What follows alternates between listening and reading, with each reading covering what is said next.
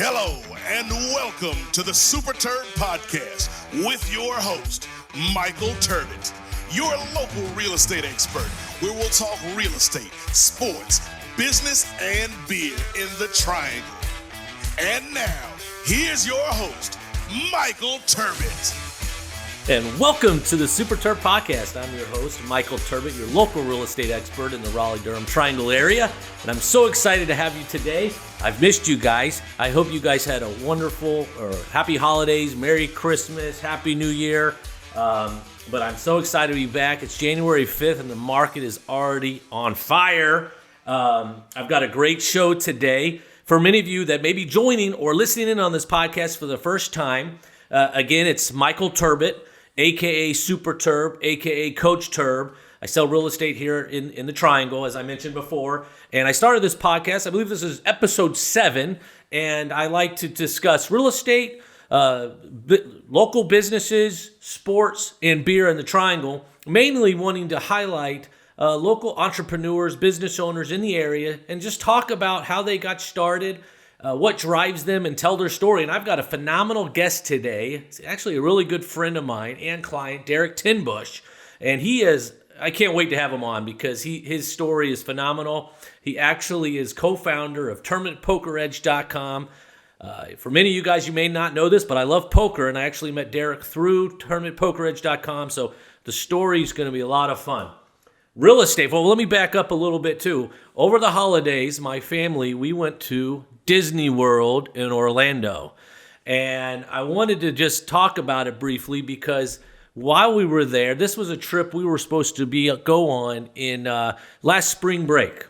Of course, COVID-19, we had other plans, and it got pushed to a holiday trip, which was absolutely phenomenal for my clients. But I mainly wanted to touch on Disney World and just the protocols that followed. We felt very safe. While we were there, they allowed 35% capacity at the park. We did all 4 parks. We started with Epcot, Magic Kingdom, Animal Kingdom, Hollywood Studios, and again, everything was phenomenal. They had hand sanitizers, the food, you had social distancing. I think the longest we waited in line was an hour, and for Disney times, that's really good. So we got back on the 30th, but it was a phenomenal trip. So if you're at all thinking, I know January 1st, they started the park hopper up. They didn't have the ability to park hop prior to January 1, but now they're having the monorail go to Epcot. But if you're thinking about going to Disney, I will tell you right now, guys, we felt very safe. Go for it. It's a lot of fun, and actually the limited capacity makes it well worth it. In regards to real estate, I wanted to touch on what we're seeing. It's, of course, 2021, and talk about the biggest challenge that we're going to face, in my opinion, Terb prognosis of 2021. It's not what you may think in regards. Obviously, our supply is still very low, but I think the biggest challenge we're going to see is housing affordability. It's been on the rise over the last year or two, and it's going to continue to go up. This is going to affect first-time buyers. It's going to affect people that are in multiple offers, and as well as we're also going to probably still continue to see the increase in lumber and material, which would in turn, of course, rise the prices with new construction. So I feel like that's going to be the biggest challenge we see moving forward for especially, again, when you're looking at first-time buyers and where they are in pricing their homes. Now, to counteract that, though, I feel, talking with other preferred lender friends of mine, that we're going to see in 2021 just as strong a year that we saw in 2020 in regards to financing rates. There's going to be no better time to buy.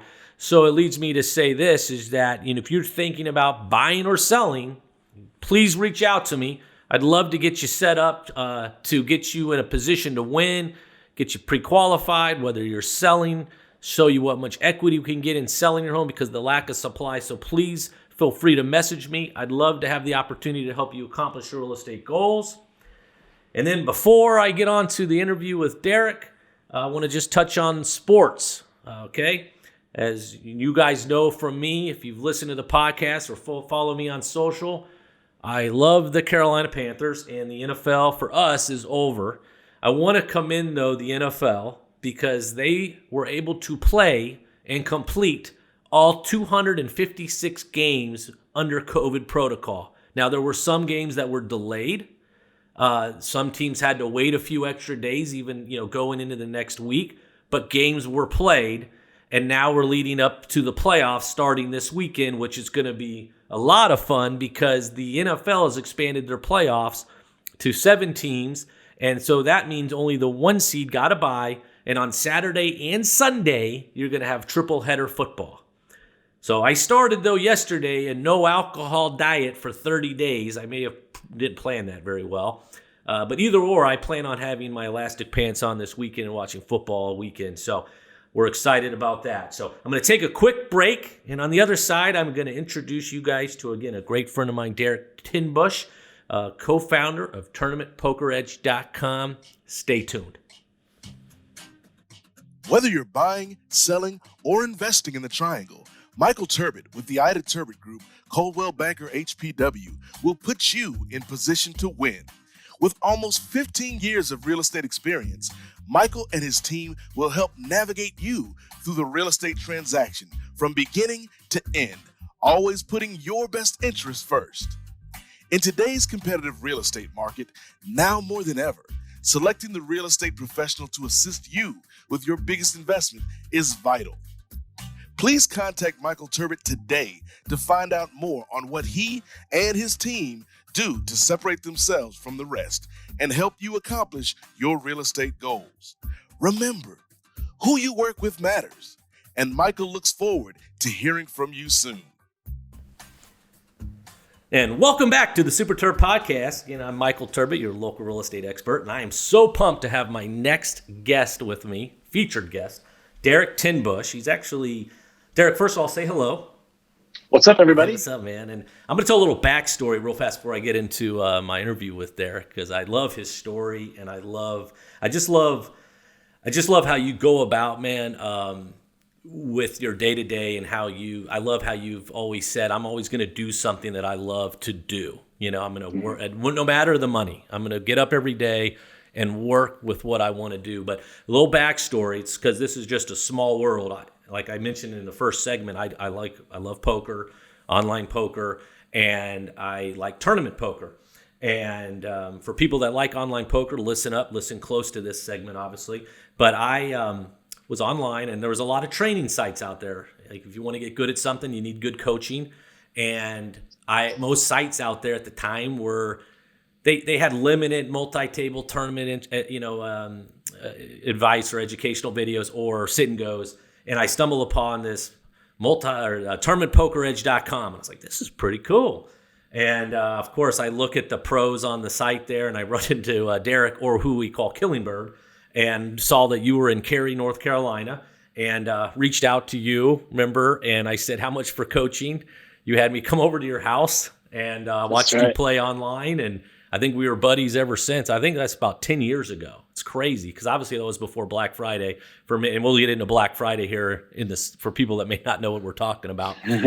But I just think that was really cool how we crossed paths, and since then I've helped sell your home, buy your home, helped your son buy a home. Granted, when I first met Andrew, I think what was he like 13 maybe? I don't even know because what is he 23? Yeah. So he's probably 12, 13. So cool. Well, first of all, tell everybody about what, where you're from and what you currently do now. And just start with that.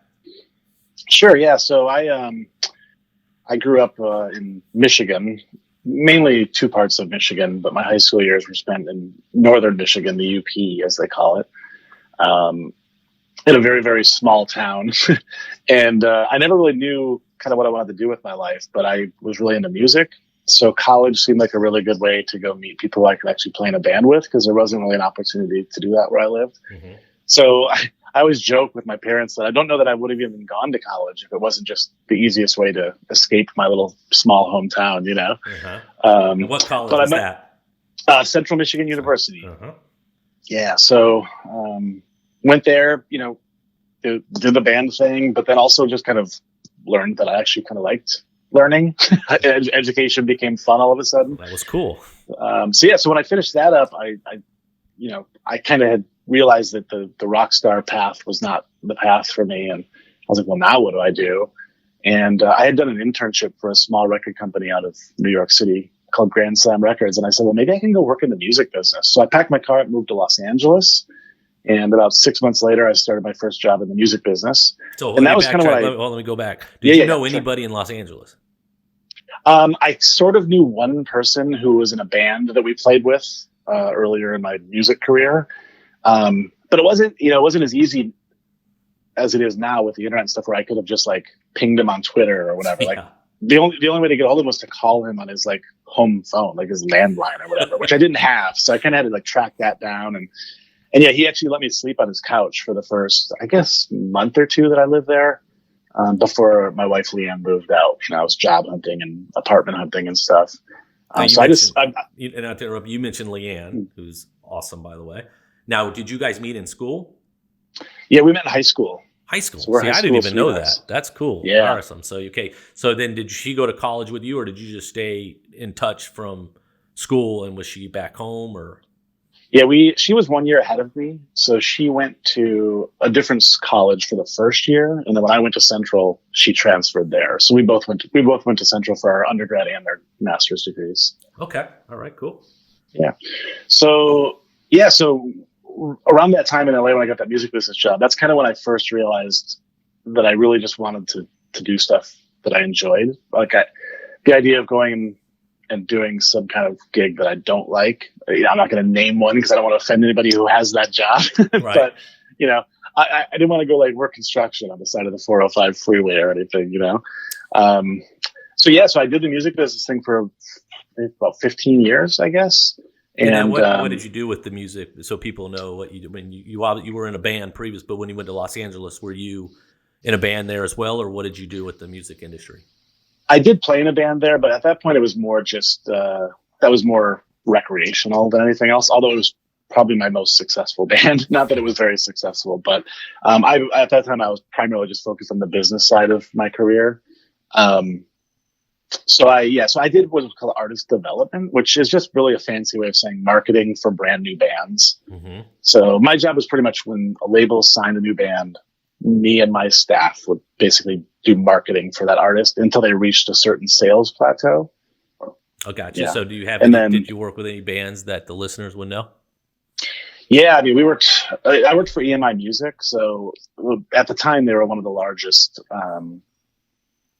music companies in the world. So I worked Coldplay, Radiohead, Norah Jones, Foo Fighters. List goes on and on. Like EMI is the company that has the Beatles and that is awesome. Pink Floyd, and so I didn't work those bands directly because it wasn't in my job, but it was really cool to be around that. Like I remember when I drove to Los Angeles, I drove past the Capitol Records building, which is the iconic round building you see in movies, and I was like, I want to work there. And little did I know, 6 months later I would be. That is awesome. So you were in that position for how long? 15 years. The last 3 of it, or I guess last 2 or 3 of it, was actually living in North Carolina. I decided I wanted to move, so I moved to North Carolina and continued to work in the music business remotely for about 2 more years. So what year did you move to North Carolina? That would have been around 2004 or 5, somewhere in there. And so when you were in Los Angeles and you guys just said, hey, we're going to move, what brought you to North Carolina? It's a funny story, and I'll make it as short as I possibly can, but it's kind of relevant to this podcast because it was all spurred by our real estate agent. She would stop by every year. She was the mom of a friend of mine, and she would stop by once a year and drop off a calendar. And those were big, by the way. My mom, the calendar was a hit every year too. Yeah. And we used it too. That thing hung on our refrigerator every year. She would drop it off. And one year she dropped it off and we were just kind of talking, and she was like, yeah, I just sold your house, the same floor plan, just around the corner.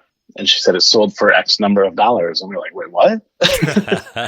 Because this is when this was pre-recession too, pre-financial crisis. So, 08, things were blowing up. Yeah, it was on fire.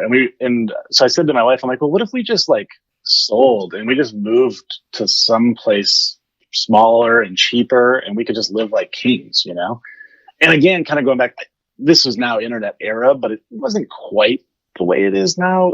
Things weren't quite as accessible. You didn't have Zillow and things like that to look at. So what I did is I went on Travelocity, the travel site, and I looked. They had this thing called last minute deals, which basically just meant if you like flew out tomorrow, you could get like a airfare, hotel, and a rental car for like $200 or whatever. I assume they were just filling space.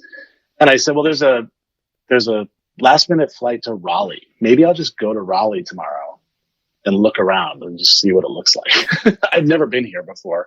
And the reason we kind of picked Raleigh is because my family did used to vacation in the Outer Banks when I was a kid. Yeah. So it kind of made sense to me. Like I sort of understood the geography and the weather. And so I'm like, oh, maybe that makes sense. So I did that. I flew out here. I brought a video camera because my phones didn't have good quality video cameras at the time. So I literally brought a video camera and did a run around the Triangle with our real estate agent, and brought the videos back to California with me. And then we watched them together as a family and picked one of the houses. And 30 days later, I was driving back across the country to North Carolina. And we moved here. I love that. That's amazing. and so you worked in the music industry a few more years remotely. What made you decide, I need something new? I need to start something new. Yeah. So I eventually got downsized, I guess, from that company that I was working for, which was not, that was happening to everybody at the time. This was around the time that like Napster was blowing up and digital downloading was kind of killing the music industry. So pretty much everybody was losing their job. It was kind of a bloodbath at the time. So when I eventually, when it was my turn, eventually, I was like, well, now what do I do? Because two problems. One, I'm in North Carolina now. There's not exactly a huge music industry scene. There's a great music scene, but not necessarily a music business scene. So that wasn't really an option. And also I wasn't really sure that I wanted to stay in the music business because of the way it was changing. It was just becoming much more sort of corporate and money driven and less artistic. And, the part of the music business I loved was interacting with the bands, traveling, discovering new music, things like that. And that was just changing. So I was like, well, I got to figure out something else to do. And around this time I had I'd gotten into poker again, kind of accidentally. I walked into a local bar here in Raleigh, actually at Apex, and they had a poster up on the wall for like a bar league, like a poker bar league. Mm-hmm. And I said, well, that's a good way to kill time while I'm unemployed and don't have anything to do. So I would go there, I think it was like Wednesdays and Fridays or something, and just play poker. And that's kind of where I got serious about it. And that sort of snowballed into learning more and studying and playing at higher stakes and stuff. And I met a bunch of people through the industry. And one of those was my business partner, Diego. And we were like, we should start a poker business. And we didn't really know what we wanted to do, but through a lot of sort of trial and error and brainstorming, we just came up with the idea of doing this training site, which ended up becoming Tournament Poker Edge. And we kind of, when we started it, we were like, well, if this makes a few bucks, it'll be cool. Or if we can just even like break even, that would be kind of nice. At least we'll have the experience of starting our own business. But it ended up being much more successful than we had anticipated. Oh, that's pretty amazing. And what year did you start? You guys just celebrated your anniversary, I think. When in April? Isn't this? Yeah, in April we celebrated our 10-year anniversary. So it'll be 11 years this coming April, which I can't believe a year has already gone by since now, is that the same day as Black Friday? It's one day. Well, was it April? So we 15th? turned it on. We turned it on at midnight on April 15th. So we always debate, did the company start on April 15th or April 16th? Because we literally turned the switch on at midnight. But yeah, it's basically Black Friday. So it's always kind of like this bittersweet thing, because it's like an anniversary of the best and the worst of my poker history. Tell people, because some people are listening to what's Black Friday. I guess as best you can, explain that to people that may not quite understand what we're talking about. Yeah, the best way to explain it for people who maybe aren't in the poker world is there were a lot of online poker sites where you could play poker on the internet that existed, back previous to Black Friday. And it always did kind of operate in a gray area. It was not and still is not illegal. But it's a gray area in terms of how you can move money around to get onto poker sites and to get off of poker sites to play with. And at some point, on a day that we now refer to as Black Friday, the Department of Justice essentially decided they had had enough of these offshore sites operating kind of in this gray area. And essentially all of us who played online poker just woke up one morning, and at whatever point in the day we opened up the poker site, it was replaced by a very large Department of Justice logo saying, "This site is now under the possession of the Department of Justice." Yeah, I remember that day. I was heading to the office, but I liked it back then. So for people that are hearing Black Friday, the two biggest sites at the time, and they're still around, is Full Tilt Poker and Poker Stars, but we could play here in the States. And I played 45-man sit and goes because I knew I could do them in 2 hours. I had 10 table at a time, and I remember going, what's going on? I remember everyone's calling around, and so which was crazy. And so you had Black Friday hit you. How did that affect Tournament Poker Edge? Now, also maybe go into how Tournament Poker Edge is run with, maybe go into the pros that are there, and for people that don't know training poker sites, what does that mean? Yeah, the way I always explain what a poker training site is to people who don't play poker is it's essentially like Netflix, in that you subscribe to a site that has a bunch of videos on it, but instead of movies and TV shows, it has instructional videos on poker. So, you sign up for a monthly fee, and then there's new videos released every 2 days or whatever. And they're essentially just teaching you the basic fundamentals of poker, but also the game of poker evolves a lot and sometimes very quickly. So it kind of will keep people abreast of like how things are changing in the game of poker strategy wise. New technology comes out, new tools, new strategies that people are using in terms of the size of their bets and things like that. It gets a little bit technical, but yeah, so Black Friday was really weird because it was like kind of sort of a double hit, like I lost my ability to play online poker, but it also put Tournament Poker Edge in huge jeopardy because we're an American-based company, and our marketing strategies were all directed primarily towards Americans, just because that's what we knew, and we were all from here. All our pros were Americans, most of them, I should say. We actually had one. Our biggest was from Canada, but most of them are at least North American. So we lost, I don't remember the numbers, to be honest, but I believe we lost something like 60 or 70% of our customers from Black Friday. Mm-hmm. And not all immediately, but within the, 1 to 6 month range, they just kind of started trailing off. People would write us and say, well, I can't play anymore. So yeah, makes sense. I'm just going to go do something else. So we just had to do a huge pivot. We hired pros from Australia and the UK and other countries, Lithuania of all places. And then we just shifted our marketing focus in terms of online advertising and stuff to non-US facing customers, basically. And we were essentially able to save the company and have some of our, we had much bigger years after Black Friday than that year before Black Friday. So, some things just fell in our favor, things that happened in the industry that were beneficial to us, but a lot of hard work and a lot of sort of strategy in terms of the pivot was crucial. Did you see an uptick with subscribers with COVID? Yeah, it was really interesting. So COVID it's funny because it kind of affected both of the businesses I'm involved in the same way. So in the first, month or two of the pandemic, we had a lot of people contacting us and saying, oh, I'm either out of work or I'm working full time from home now. So I'm kind of getting back into poker. And they started to sign up to sort of refresh their knowledge about the game of poker. So we saw a nice little boost, but then, you started to get 3, 4, and 5 months in, and you had the same people kind of saying, well, I'm still out of work. Yeah. And I don't have the money the expendable income that I would like. So I need to stop playing poker. Or you had people who are like, well, I'm going back to work. So, need to stop playing so much poker, things like that. And for people that may be looking to play poker here in the States, tell everybody the site that you play on most. Yeah, so I play primarily on a site called America's Card Room. It's probably the biggest, it's certainly the biggest for American-facing players. And I play. They have lots of good tournaments. If you like that, they have cash games. They have sit and goes.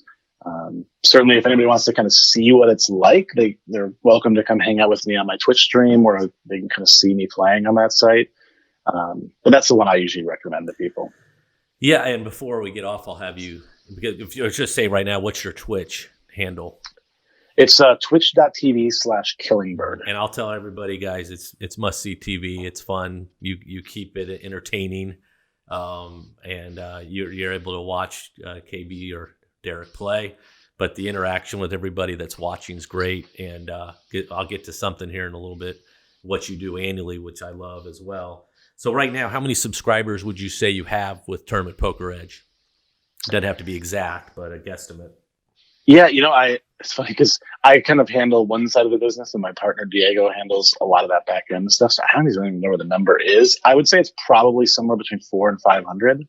Wow. Okay, that's good. I mean, one thing I always like to ask all my guests is where you see yourself in 5 years. You think you'll still be very hands-on with TP at that time, or do you have other aspirations with the company, or do you see yourself, selling your share? Yeah, that's a really good question, and I don't necessarily know. I kind of talk about it a lot with my wife, with business partners, with people on my stream, because I don't really know. I'm not very good at predicting where my head will be in 5 years. Mm-hmm. Like if you had asked me 5 years before I left the music industry, like, oh, what's next for you? I would say, well, I'm just going to work in the music industry for the rest of my life. I love it. So I know it's kind of a cliche answer, but the answer is I'll keep doing it as long as I enjoy it. And then figure something out. Yeah. Like there was a little bit of a break, in TP, not necessarily a break from doing it, but just that it got to be very self-running. Like I didn't have to put a lot of effort into it. And that's kind of when I got into the craft beer business, because I was just like, well, I kind of want to do something new. Like I want to learn a new industry or whatever. So that's kind of how I got into the craft beer business. And then that parlayed into the craft spirits business. So it's very possible that something like that could just spring up 5 years from now. Mm-hmm. And I go, oh, I want to go do this instead. I just don't know what that'll be. Yeah. KB, you're awesome, because the way you segue into my next questions is you can't teach it. So I was actually as you know, I feature a local beer of the week on all of my podcasts. I really try. We have so many great breweries in our area. So I really try to highlight the local breweries so people can check them out.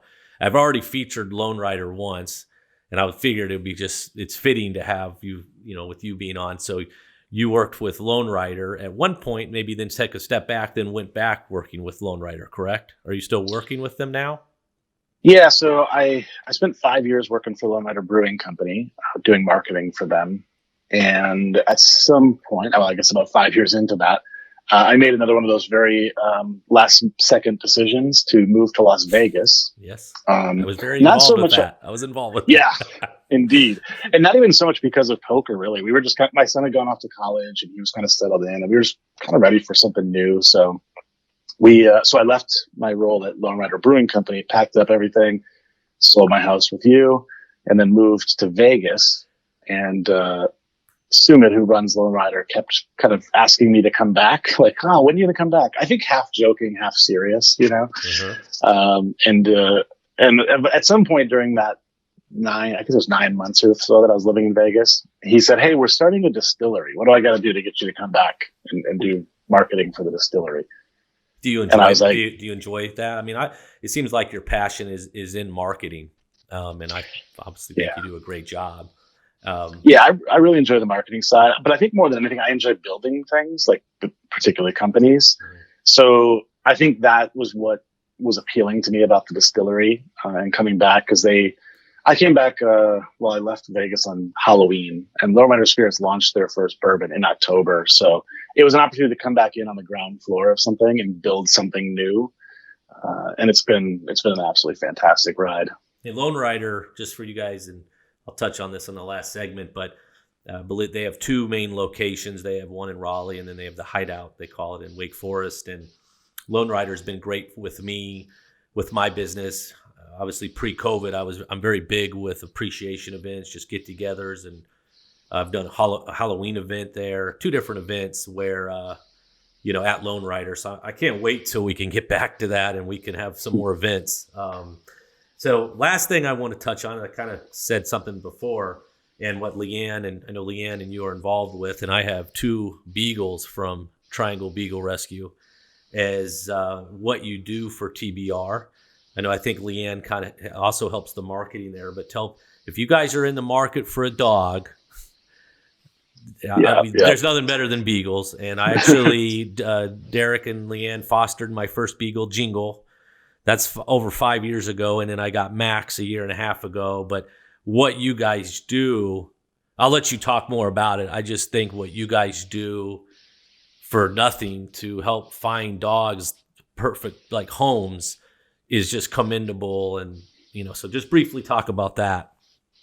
Thank you. Yeah. So me and my wife work with an organization called Triangle Beagle Rescue, which is trybeagles.org online if you want to look them up. And we kind of sort of got into it on accident, really. We had our first dog was a beagle, but we got her in college, and she lived to be 18 years old, which is insane.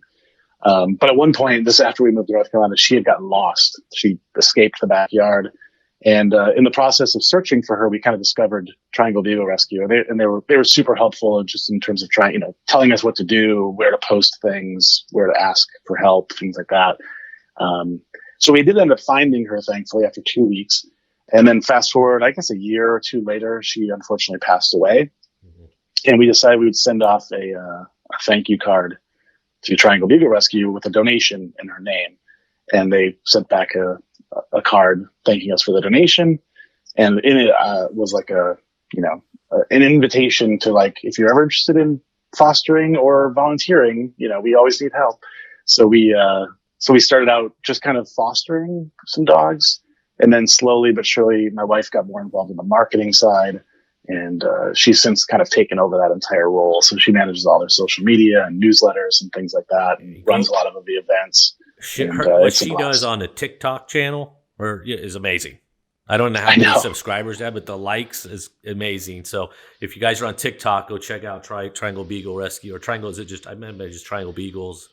It's Try Beagles on TikTok. They're amazing. And so then annually, you also used your platform on Twitch and poker to do a fundraiser annually. I think this year was December 1st, right? Yeah, I think it was December 1st. Yeah, it's always on Giving Tuesday, so wherever that falls. And how much did you? So during that, you obviously play poker. People come on and with the main premise of raising money. How much money have you raised through your Twitch events? Yeah, so we've done it this was our 5th annual event. Oh, no, now I'm forgetting. I think this was our 6th annual charity stream this year. It all starts to run together. Yeah.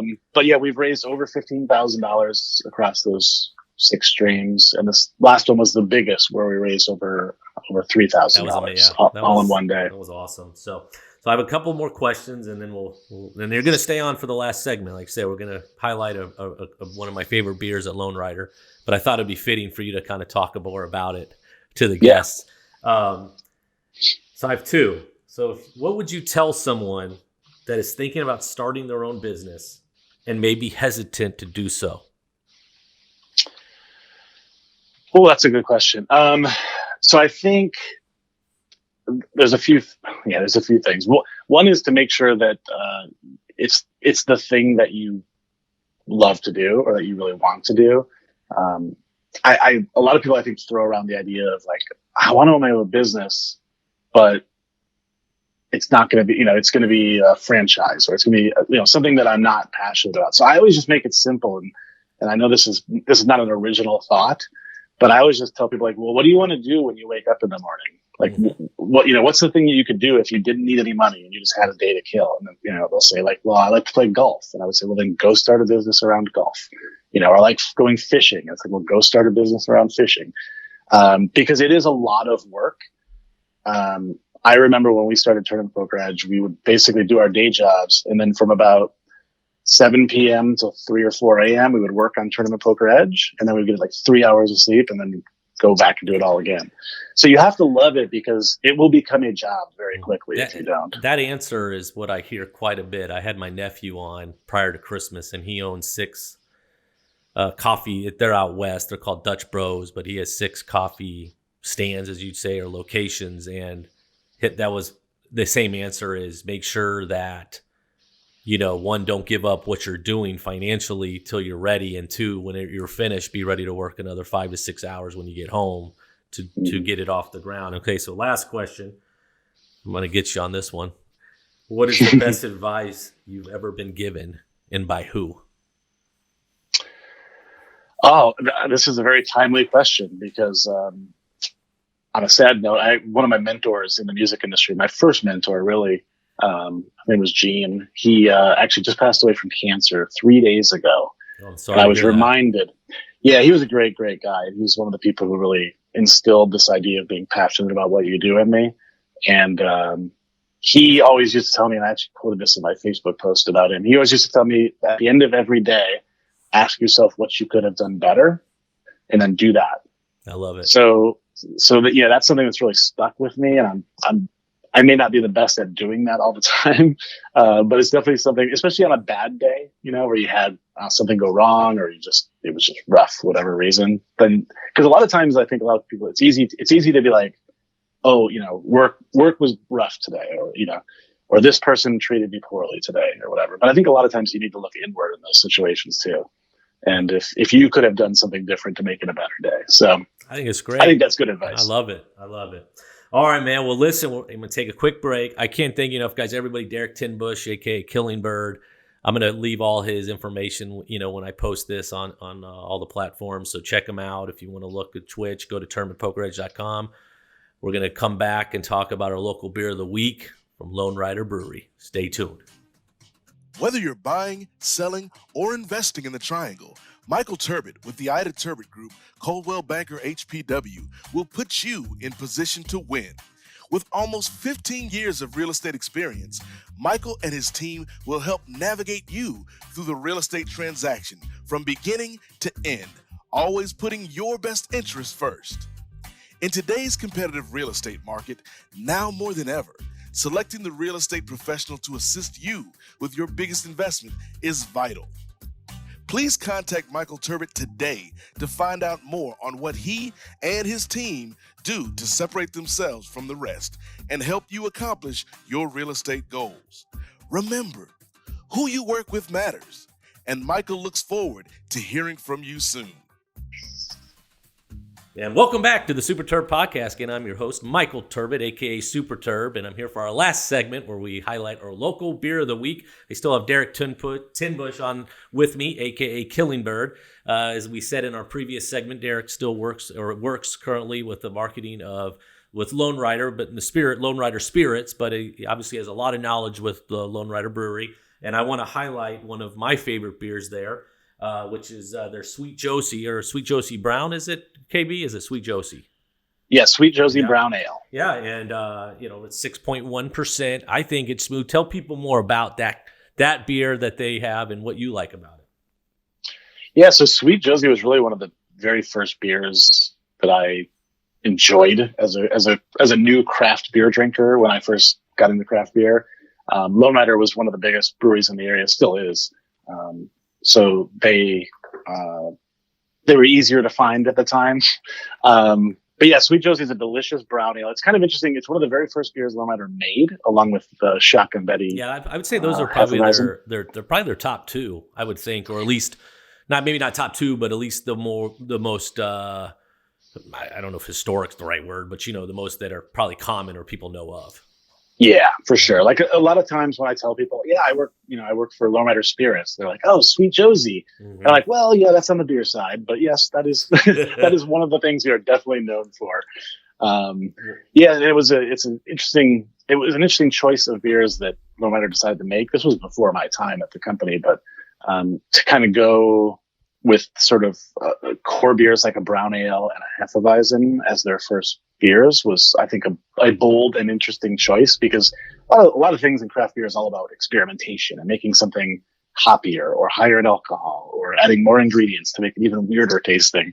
But these are those are two really good, solid core beers, very drinkable. Sweet Josie is probably, I'd have to double check this, but I would say probably the highest award-winning beer in the Lonerider repertoire.